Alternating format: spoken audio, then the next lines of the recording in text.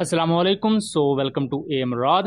दोस्तों, बात आज हम करने जा रहे हैं एक इंडियन न्यूज़ एजेंसी की रिपोर्ट को लेकर, जिसमें उन्होंने बेसिकली दो इंडियन एयर मार्शल्स की बात की है इस कॉन्टेक्स्ट में कि पाकिस्तानी पायलट्स J-31 एयरक्राफ्ट की ट्रेनिंग के लिए जा चुके हैं चाइना में। इस पर हमने डिटेल वीडियो बनाई हुई है, लिंक डिस्क्रिप्शन में दे दूंगा। लेकिन ये जो दो साबका IAF के एयर मार्शल्स हैं, इनका बेसिकली क्या पॉइंट ऑफ व्यू है, हम इसको लेकर थोड़ी सी बात करते हैं। रिसेंटली दोस्तों खबर ये आई थी कि पाकिस्तान एयरफोर्स के पायलट्स चाइना में मौजूद है, जहां वो J-31 स्टेल्थ एयरक्राफ्ट के लिए ट्रेनिंग ले रहे हैं। इसके बारे में हमने ये बात की थी कि ये खबर सच भी हो सकती है, लेकिन कुछ ऐसे चांसेस भी हैं कि खबर सही नहीं है। लेकिन आने वाले वक्त में बहुत जल्द हमें ऐसी चीजें देखने को मिल सकती हैं जहां J-31 के लिए पाकिस्तानी पायलट्स ट्रेनिंग ले रहे हों।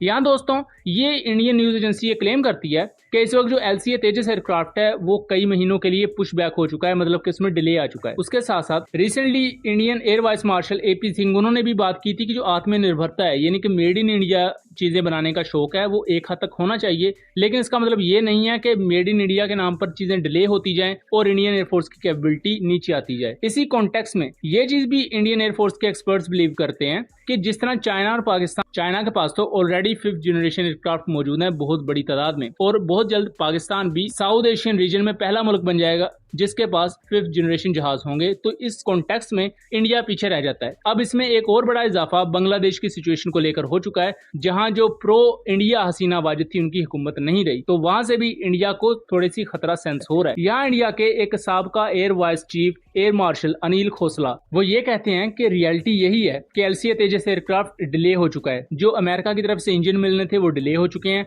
और फ्यूचर में इजराइल की तरफ से भी डिलेज देखने को मिल सकते हैं। सो इस कॉन्टेक्स्ट में इंडियन एयरफोर्स को एक बेहतर हिकमत अमली बनाने की जरूरत है LCA तेजस MK2 को लेकर भी और AMCA को लेकर भी। यानी कि इनडायरेक्टली वो ये कहना चाह रहे हैं कि दूसरे कंट्रीज से एयरक्राफ्ट खरीदने के अलावा और कोई चारा नहीं है।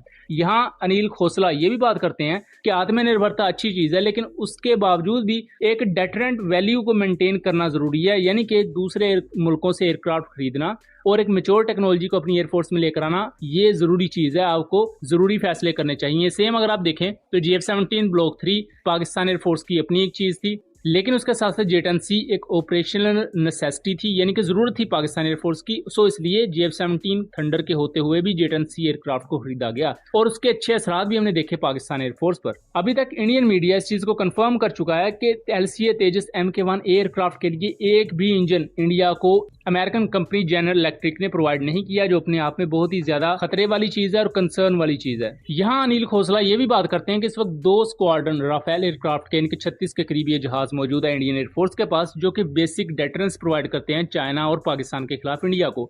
लेकिन फ्यूचर में जो 114 MRFA के तहत इन्होंने एयरक्राफ्ट लेने हैं वो बहुत ज्यादा अहम है इंडिया के लिए, और ये कोई पैनिक बाइंग नहीं है, यानी कि जल्दबाजी में कोई खरीदारी नहीं है, बल्कि यहाँ उन्होंने ये बात की है कि सन 2000 में ये बुनियादी तौर पर MMRFA या MRCA का पूरा प्रोग्राम शुरू हुआ, 2004 में से डिस्कार्ड कर दिया गया, 2007 में दोबारा से इसे रिवाइव किया गया MRFA के नाम से, ये MMRCA 2.0 जिसे कहा जाता है। तो ये सन 2000 से प्लान था कि 114 जहाज खरीदने हैं, लेकिन अभी तक उनको अमली जामा नहीं पहनाया जा सका, जिसकी वजह से इंडियन एयरफोर्स ना सिर्फ स्क्वाड्रन की कमी का शिकार है, बल्कि उसके साथ साथ जो बेसिक डेटरेंस है पाकिस्तान या चाइना के खिलाफ उसे मेंटेन करने के लिए मौजूदा एयरक्राफ्ट नाकाफी हैं। यहाँ इंडियन एयरफोर्स के एक और एयर मार्शल अनिल चोपड़ा वो ये कहते हैं कि पाकिस्तान एयरफोर्स के पायलट्स की ट्रेनिंग प्रीमेच्योर हो सकती है, लेकिन इंडिया को इस बारे में अब वेकअप कॉल है इंडिया के पास, यानी कि इंडियन एयरफोर्स को अब अपनी ख्वाब खरगोश से जागना होगा। यहाँ उन्होंने जो बात की है कि पाकिस्तानी पायलट्स की कारकर्दगी या उनकी जो